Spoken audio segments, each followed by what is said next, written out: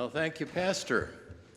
And before I begin, I want to say a special greeting to some very special friends I see here from a beautiful part of the world. Magandang umaga. Okay. Well, it is really nice to be back in a part of the world I fell in love with as a college kid. Dana Point. How I love that place. I'd park my Studebaker up on Street of the Green Lantern, walk down that steep incline. There wasn't any boat harbor then, and I just enjoy that rocky inlet and the ocean. And Laguna Beach, what a paradise. I well remember the old gentleman with the long hair and the beard stood out in front of the pottery shop. If you waved at him as you went by, he'd point and holler something. I always hoped it was a greeting. He's just a statue and a memory now, but I remember the man. And then there's Laguna Niguel with your big IRS service center. Years later, Rich and I came back there as tax attorneys.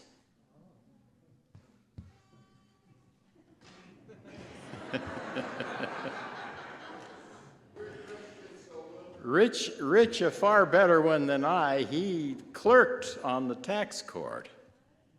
And we were what is called tax controversy lawyers, which means that our expectations were very different from those of our colleague counterparts in the IRS. But you know something, when we met, our meetings were always courteous and cordial. We could talk to each other. Wouldn't that be nice these days? And we came to regard our service counterparts with a lot of respect. They knew Title 26 and the regs and the controlling case law, and not a few of those contacts in the service became lasting personal friends. I well remember Sack, special agent in charge of IRS enforcement all the way from Fresno to the Mexican border, very senior IRS official. His dad died, he had been a veteran, and Rich and I had the privilege of putting on our military uniforms and presenting the folded flag. So let me just say, it's nice to be back in this part of the world that I came to love a long time ago.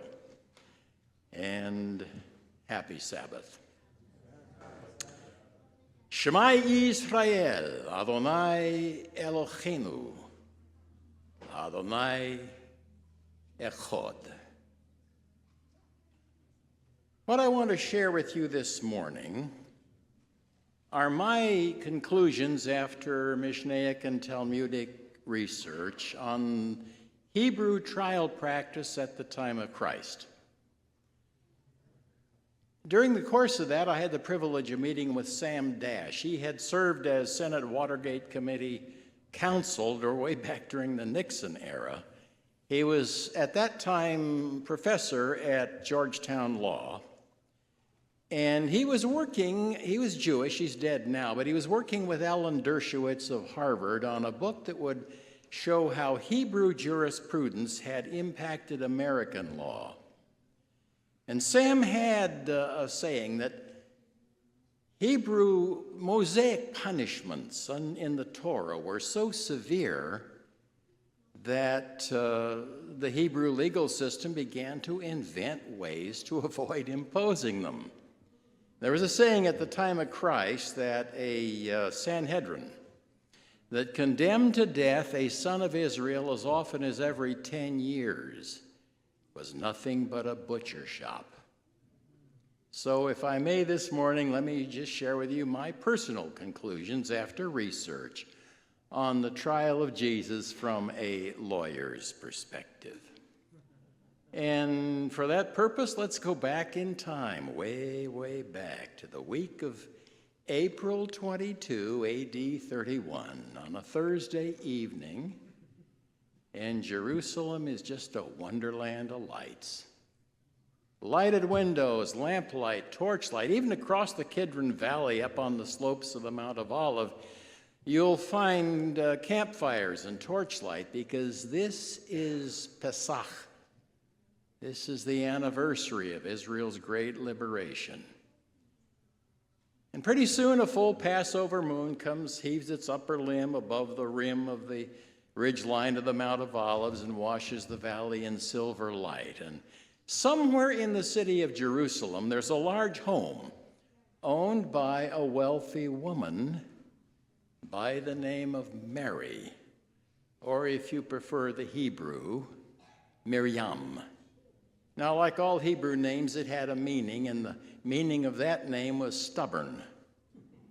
And a lot of Jewish girls got named that back then.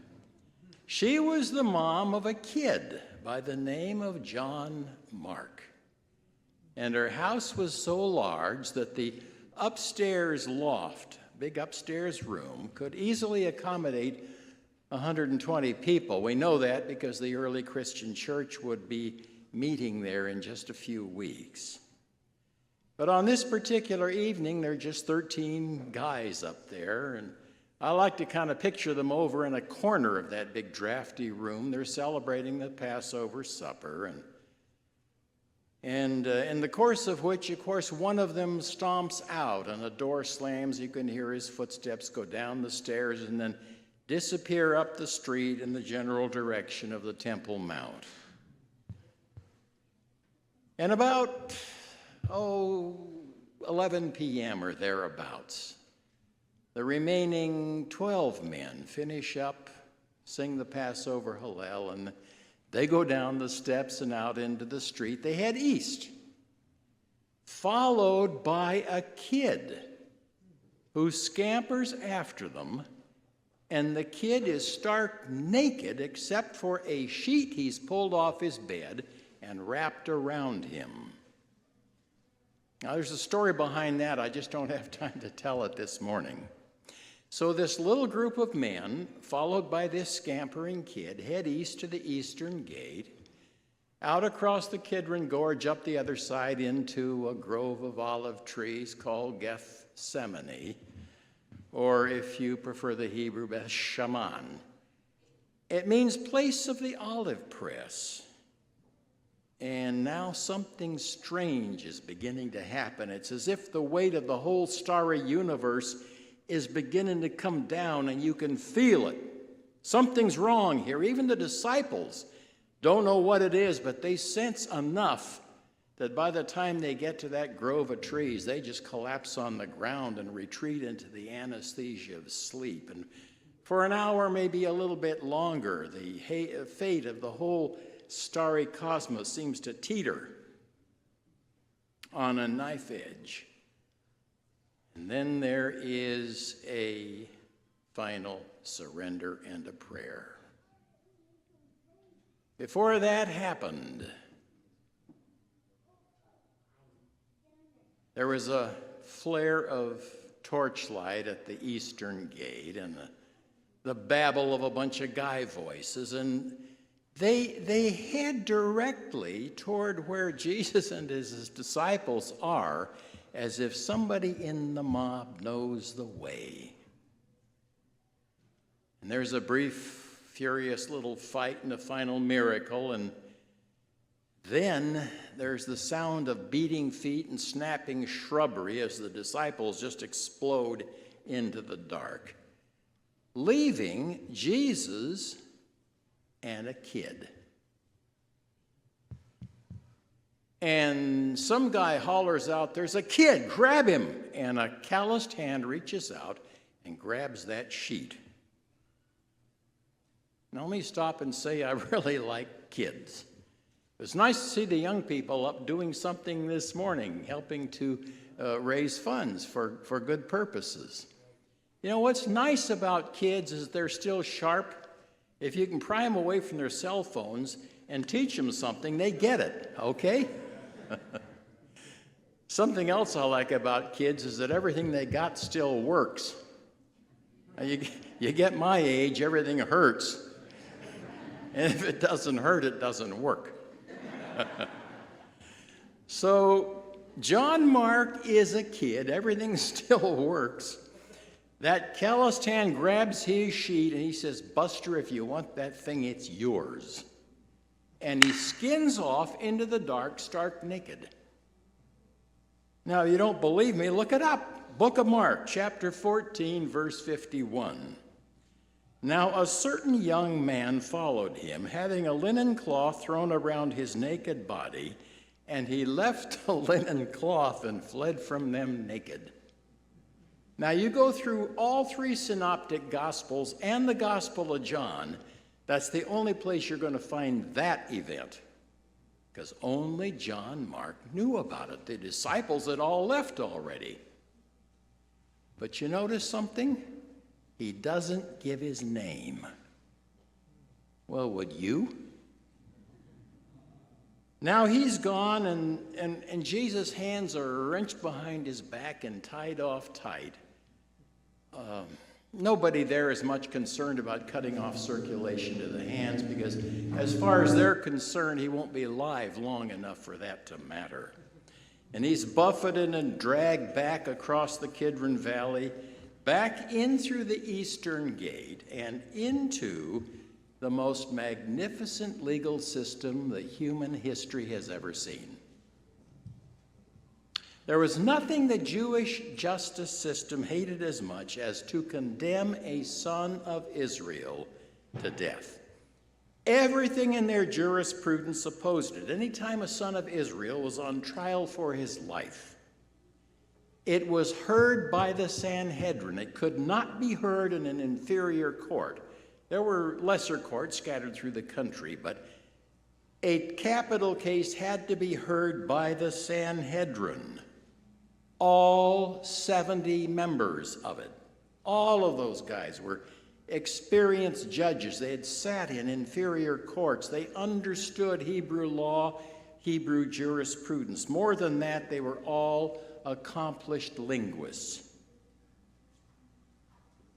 They could hear and understand testimony in Latin, Greek, Syriac, Hebrew, Aramaic, even that Hebrew-like but slightly different version coming from North Africa. Why? Because they had to personally understand the testimony they were going to hear. There's a reason for that. Not only were they going to sit in judgment on the life of a son of Israel, their job was to serve as defense counsel for the accused.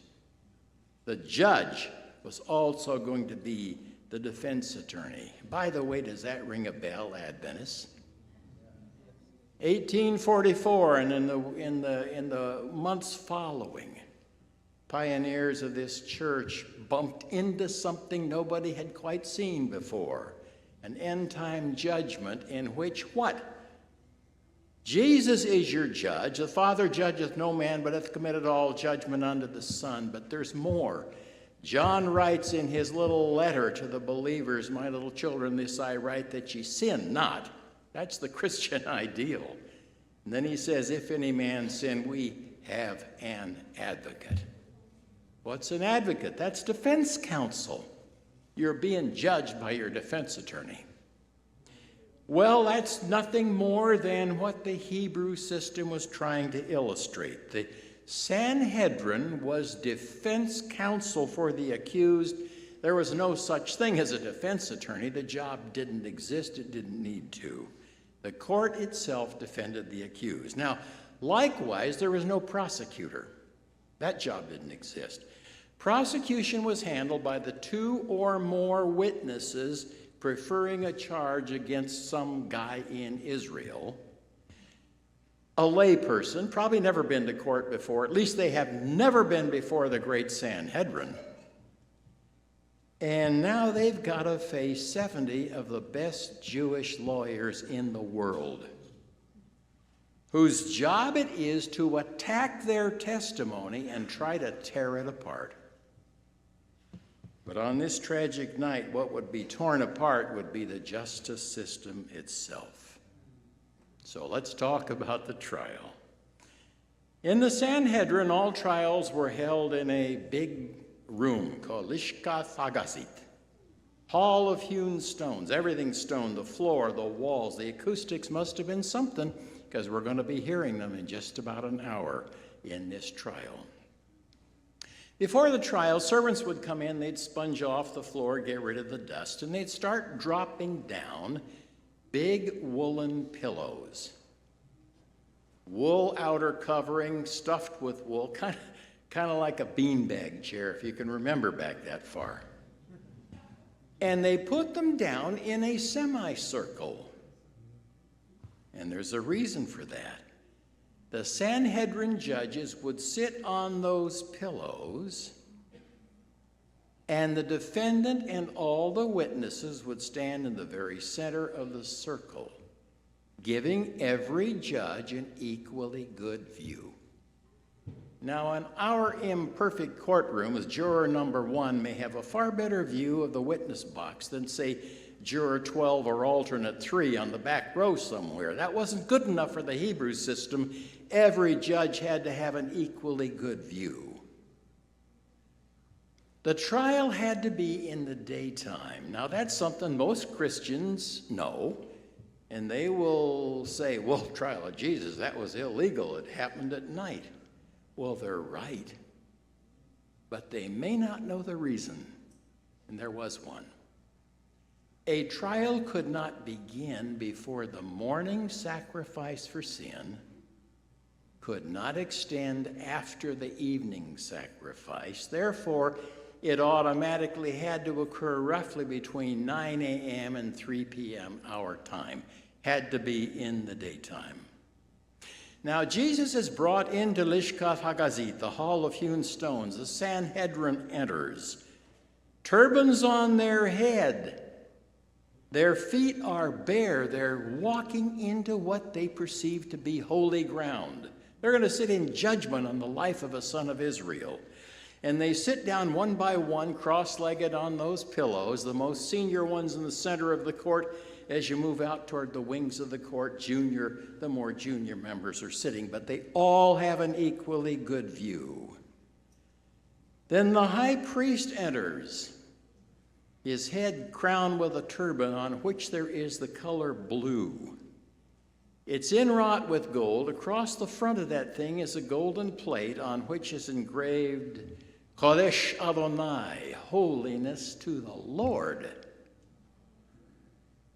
Now on his bosom is the breastplate of judgment. His inner gown, of course, is white, but it's got a kind of a tunic around that with beautiful embroidery, blue and purple and scarlet, embroidered into the colors of that thing, and his billowing sleeves coming out of that are pure white. And think about the colors that he's wearing. Blue is what? That's law. You still see it on the Israeli flag. White, we'll get to. What about scarlet? That's the blood of the atonement. Purple is a mixture of law and mercy, and white is the righteousness of Christ. Now think about it. The high priest is wearing the plan of salvation. Rip that apart, as will happen within the hour, and you're tearing apart the plan of salvation. Well, right in front of the high priest, who sits in the center, he's the 71st member of this court. He sits in the seat of Moses. The 70 are kind of a hand-me-down from Moses, applying for 70 elders of Israel during the Exodus, and then the high priest sits in the seat of Moses. So 71 members are there. Now the high priest is right dead center, and in front of him are 3 scribes. They're court reporters, so to speak. For us, 1 is enough. It wasn't good enough for the Hebrew system. The scribe on the right-hand side of the high priest records the votes for acquittal, for salvation, when the Sanhedrin finally votes. 1 on the left side of the high priest records the votes for condemnation, and just to be sure there's no mistake, the 1 in the center records both. For us, 1 certified court reporter is enough, not good enough. for the Hebrew system. By the way, when Jesus returns, he sits where? On the right hand? Voting for your salvation. Well, the trial begins. Caiaphas says, bring the prisoner in, call the first witness. But Caiaphas has a little problem. He's going to have to sell this verdict to a guy named Pontius Pilate. Now, Pilate is a political hack. He is here only because a number of years earlier, up in Rome, he had the good fortune to marry the granddaughter of Augustus. Tiberius is one of the 12 witnesses required at a Roman wedding. After the wedding ceremony, Tiberius hands Pilate a parchment on which is his appointment as procurator of Judea, which suggests to me that Tiberius didn't think much of him, because Judea is the toughest assignment in the empire. Herod the Great and his son Archelaus had made such a mess of things down there that Judea was only marginally governable. Really tough. Well, Pilate heads south. He has blissfully ignorant of the trouble he's heading into, and along with him is this beautiful young girl named Claudia. Now, years later, on a Friday morning, she will send him a brief little letter in the middle of a trial. Here's the problem Caiaphas faces. He's got to sell this guy on a verdict so he can have a quick execution. And he's come up with kind of a neat plan. It's to charge Jesus with sedition. Something like an attack on the temple, which is not only a Jewish architectural treasure, it's a monument to Rome itself. It's a monument to the empire. He's got to show Jesus as a threat to Rome, so he decides he's going to convict Jesus on a plot to destroy the temple. That'll be an easy sell, because up in Rome, Tiberius is just half nuts. He'll kill anybody he thinks is a threat to Rome or to his throne.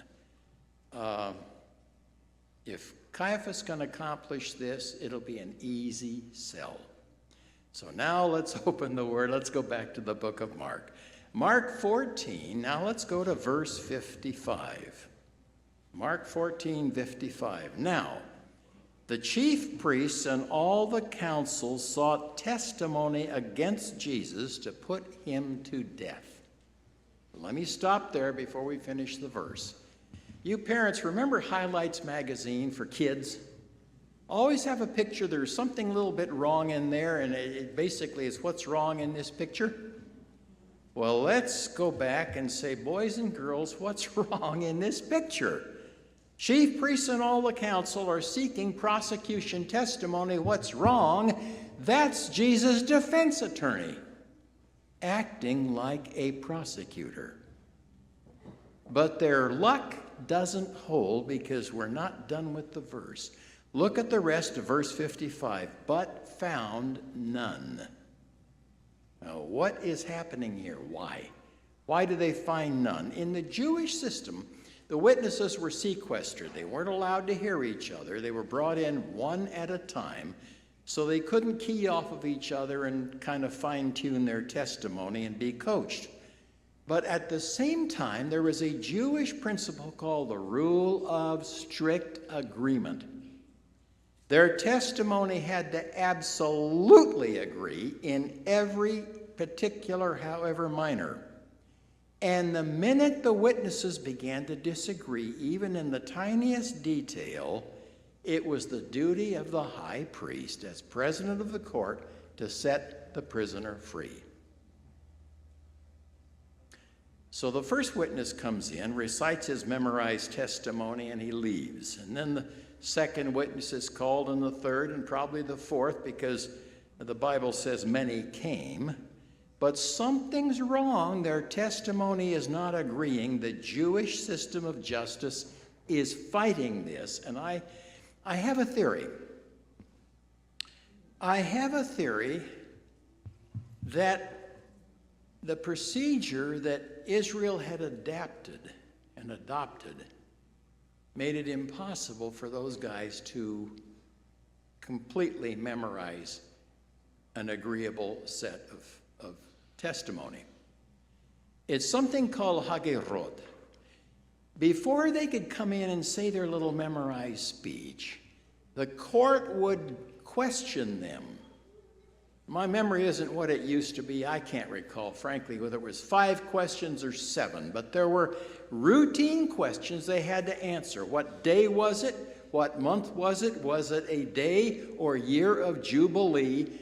Whole series of questions designed to kind of set up what the witness was going to say happened. And I think that's where it fell apart. Even under a very friendly, gentle cross-examination by the court, they couldn't get the multiple questions of a Hagirot adequately and agreeably answered. They began to differ. Now we're ready for verse 56 of Mark 14. For many bore false witness against him, but their testimonies did not agree.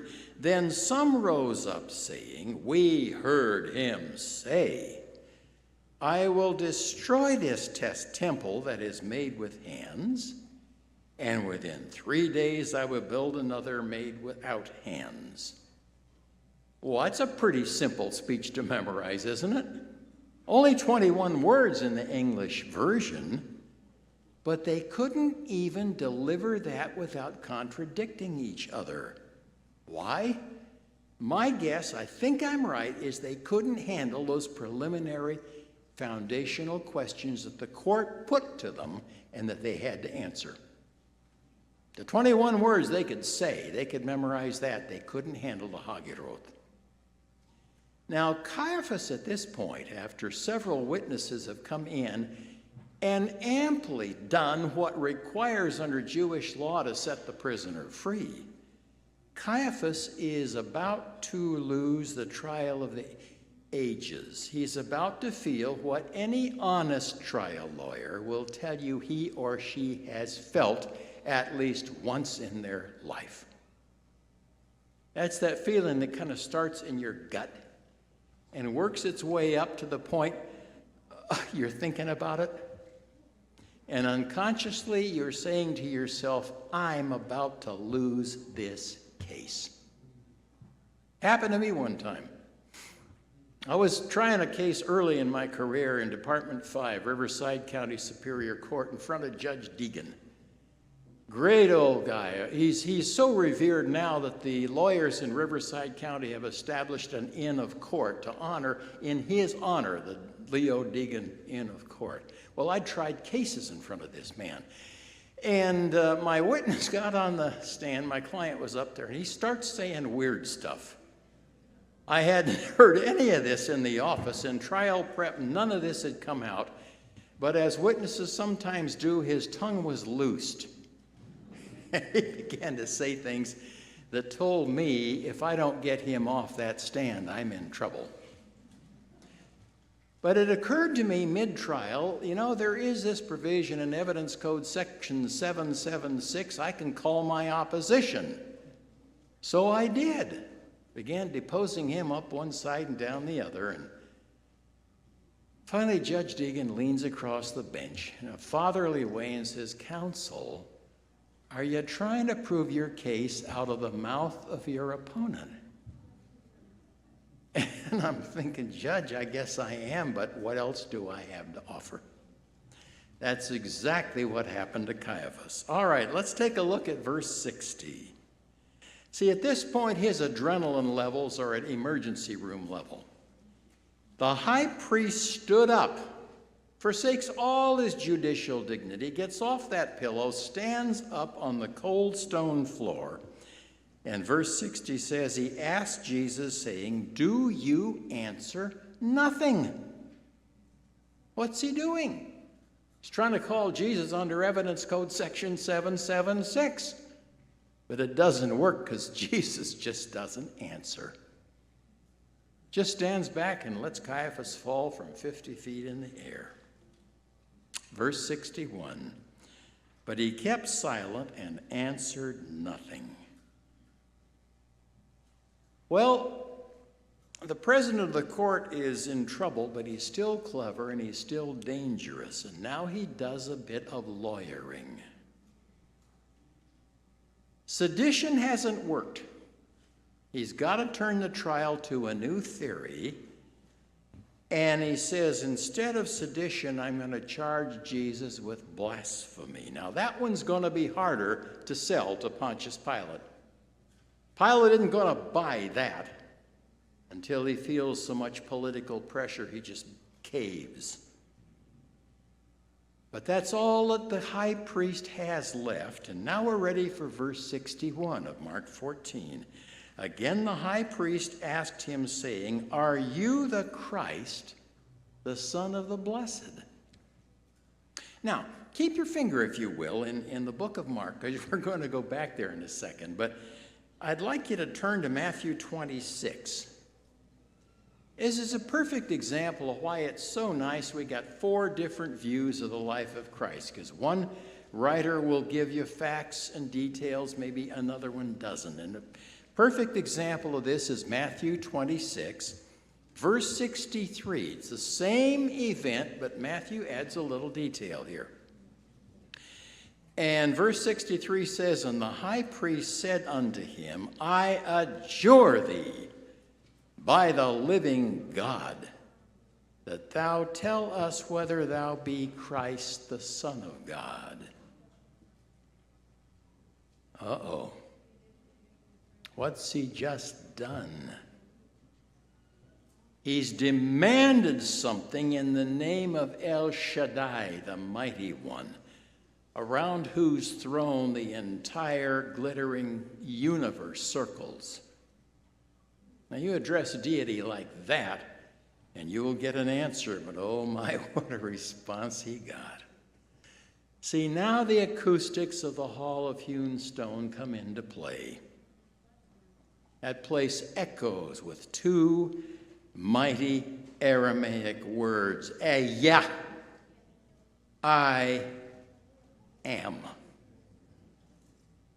Now, what's he just said?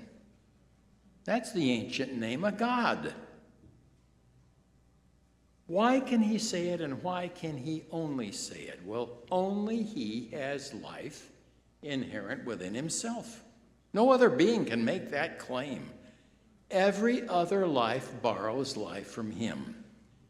I like John 1 in the old 1960s version of the New English Bible. All that came to be was alive with his life. None of us have life. We're borrowing it from him. Now, Jesus says that. He's given the name of God in response to that question demanded in the name of God. But he isn't done. When you demand an answer from God, you may get a whole lot more than you bargained for, and Caiaphas does. Now, your finger hopefully is still in the book of Mark. Go back to Mark 14. And now we're ready for verse 62. And Jesus continues and says, "You will see the Son of Man sitting at the right hand of power, coming with the clouds of heaven." Now, what's the next sound you hear in that courtroom? It's the sound of ripping cloth. Caiaphas is tearing his robe apart, which means he's ripping apart the plan of salvation. Verse 63, "Then the high priest tore his clothes and said, What further need have we of witnesses? You've heard the blasphemy. What do you think? And he's just broken 3 more Jewish procedural rules designed to make it impossible to convict an innocent man. Rule number 1, under Jewish procedural rules, no one could be convicted unless someone first spoke in that guy's defense. Why? Because the Sanhedrin's supposed to be defense counsel for the accused. You could not convict a person unless somebody first got off their pillow and said, I think he's innocent. If that doesn't happen, you can't convict. Rule number 2, before any senior judge spoke, the youngest and newest members of the court had to have the chance to speak first. Now, why would that be? Simple, to avoid command influence. If the top guy gives his opinion first, a junior member out on the wings of the court might have had a different idea but kind of caves into pressure. Same principles followed in our Supreme Court. You go where the Supreme Court is, go back, I think it's 2nd Street Northeast, if I'm right, Rich. Walk behind the court, the back wall of the court. There's one room with a great big window. You can see the chandelier through the window, a very, very pretty chandelier. There's a big conference table there. And around that table, the justices will sit when they're deliberating what to do with a case. And the rule is the youngest, the newest member, the least senior member of the court has the privilege of speaking first. Why? Because when the Chief Justice speaks, a junior member might be less inclined to say what he or she is thinking. Well, in the Hebrew system, the same thing applied. Rule number 2. Now, rule number 3, you could never convict anyone on his own uncorroborated confession. If a defendant stood in front of the Sanhedrin and said, I did it, I'm guilty, unless there were 2 other Hebrew men willing to say that confession is correct, you couldn't convict him. Couldn't happen. But that's all Caiaphas has. Instead, the most senior guy speaks first. And then let's look at the rest of verse 64. And they all condemned him to be worthy of death. Now, once again, the Jewish system begins to struggle to save a life. Mendelssohn, a Jewish writer, put it this way in his analysis of Jewish trial procedure, and I'm quoting Mendelssohn now, a simultaneous and unanimous verdict of guilty rendered on the day of trial has the effect of an acquittal. What's Caiaphas just done? He's invited an acquittal because everybody on the court had done exactly what Mendelssohn says you can't do unless you want the prisoner to go free. Well, the court whose sworn duty was to act as defense counsel has now rendered a verdict of guilty. Now the trial enters a new phase, and you're going to understand this only if you understand the law. Now we're ready to go back to Matthew 27. Matthew 27, verse 1. Here's something you will never get unless you understand the law behind it. I remember years ago when I was traveling more and speaking, some of the brethren would say, what's Walton doing up there talking about theology? He's a lawyer, isn't it, in his field? Well, I respectfully say here's an area where if you don't understand the law, you ain't going to get the theology.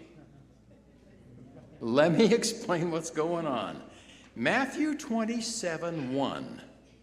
When morning was come, all the chief priests and elders held counsel against Jesus to put him to death. Now, wait a second. When morning was come? The trial's already occurred, but it was in the nighttime. What's happening here in the morning?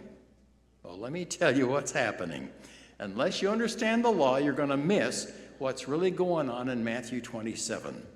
The Mishnah in the treatment of Sanhedrin, Article 4.1, says that you could never sentence a man on the same day he was convicted. Couldn't sentence him. If you found him guilty on day one, you couldn't sentence him then. That had to happen on day two. You had to have another meeting. After deciding that somebody was guilty, you had to then adjourn the Sanhedrin. The members would go home.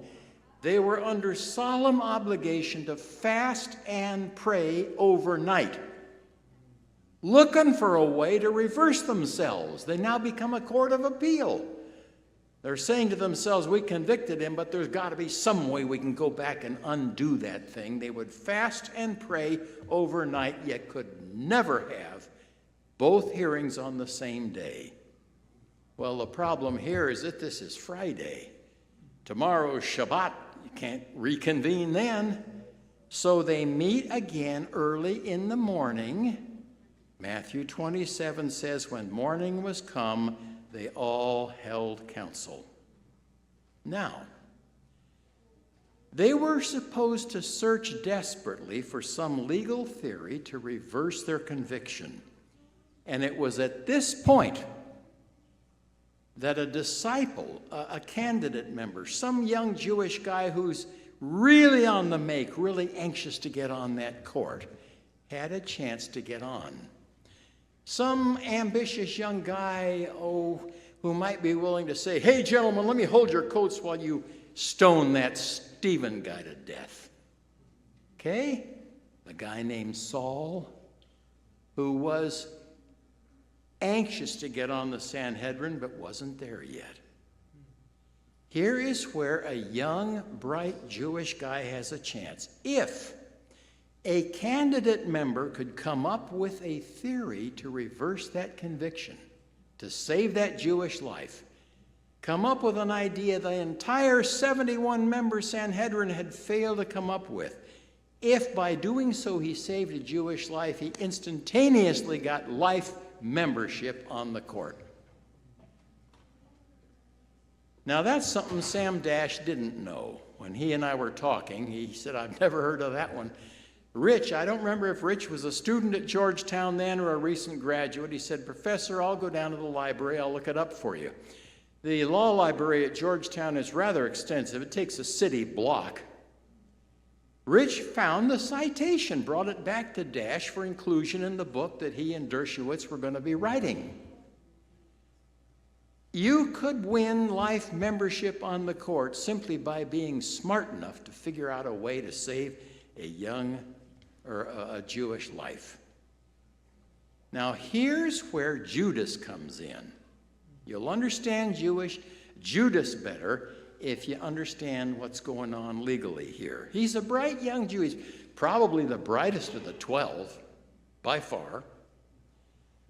And he has been watching this trial go on with horror, because my theory is, and I think it's corroborated by the book Desire of Ages, Judas is thinking, look, he's got a mistaken understanding of prophecy, just the way the Adventist pioneers did about 1844. Judas's theory is, look, he's going to have to declare for the throne one of these days, because Messiah has to become king of Israel and throw out the hated Romans. And he's not doing it, so I'm going to give him a little push. Any man alive is not going to allow himself to be pushed into a corner where crucifixion is the issue. So I'll push him a little bit, force him into that corner, then he'll take the throne. And when he does, guess what he's going to need? A chief of staff. And I'll be right there. Now he watches the trial take place, and with horror he's saying to himself, my God, it isn't going the way I thought it would. He's going to let this happen. That's the background behind Matthew 27. Now we're ready for verse 3. Matthew 27:3. Then Judas, which had betrayed him, when he saw that he was condemned, repented himself, brought again the 30 pieces of silver. Can't you just hear him hit that stone pavement and go clattering off in every direction? Exhibit 1. And he says to the chief priests and elders, I have sinned. I've betrayed innocent blood. Now, at that point, is the president of the court required under Jewish law to set the prisoner free? Well, what is the response of Jesus' defense counsel? Verse 5, what is that to us? See thou to that. And a tribunal whose system made it virtually impossible to convict an innocent man had convicted the Lord of creation by bending every single principle of Jewish procedural law. There was a habit, there was a practice in the Sanhedrin. After they convicted a man and sent him out with the execution party, they did not adjourn. They would stay in formal session and they would still debate, trying to think of some way they could get this nightmare stopped. And for that purpose, they would have a man stationed outside Sanhedrin Hall at the doorway out there, and he's holding a flag up in the air. And if during the course of their post-trial deliberation, they hadn't gotten word that the execution had taken place, and they came up with a theory to save that life, they'd send a runner out to the door. He'd tell the man, drop the flag, you're going to rehear the case. Now, with the execution party, there's a guy on horseback. And he's not holding the reins because his head is turned back. He's looking at the doorway of Execution Hill, up on the hill there. And if the flag comes down, he turns around, grabs the reins, gallops forward, and says, bring the prisoner back, they're going to rehear. And again, my memory's not what it ought to be, but I think from 5 to 7 times that could take place. But on this particular morning, there's no galloping horse, there's no dropped flag. The Lord of creation goes to his death, to Pontius Pilate and then to Calvary. And by his body language and his prayer, he's basically saying, you can do this. I'll let you do this to me.